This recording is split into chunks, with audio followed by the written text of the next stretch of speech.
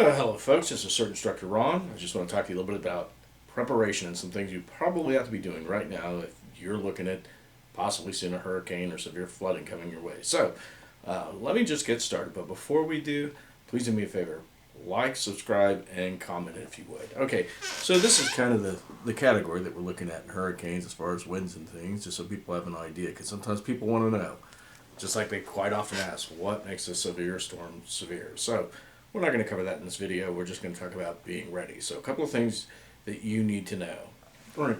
So make sure you got some good lighting. If you've got something like this that you're going to use, like a hurricane lantern or candles or whatever, make sure that you have a fire extinguisher. Do yourself a favor, or have a way to put it out if something goes wrong.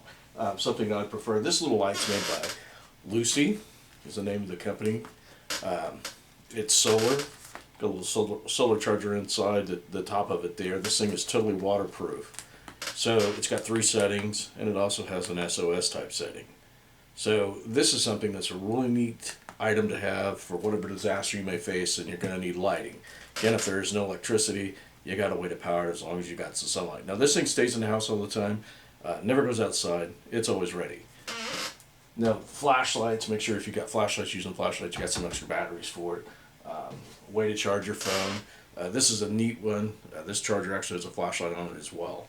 So we've talked a little bit about power. Again, you guys have heard me talk about solar, so that's another thing to consider is solar power. So make sure that you've got your food, your water, all those things, you're ready to go.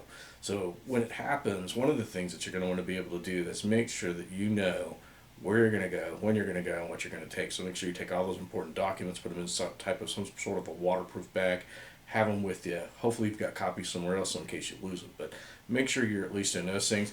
If you're going to wait it out and stick it out, you might want to make sure that, I've talked about this before. Ham radio is a really good idea. When nobody else can communicate, we ham operators can.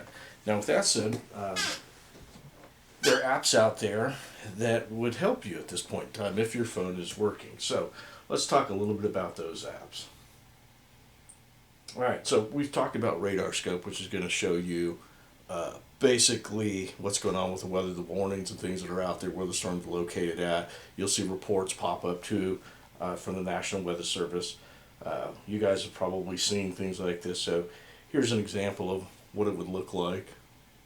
Little red dots, those are people that the NWS can contact. Now, another good app to have on hand, if you were a ham operator, and this is why I push ham so hard, would be Echolink, for example. Now, what Echolink is going to do is it's going to give you the ability to go in and look at all these repeaters. And so you can log into your account, look at those repeaters, find the one in the area that's being affected, and kind of listen to see what's going on.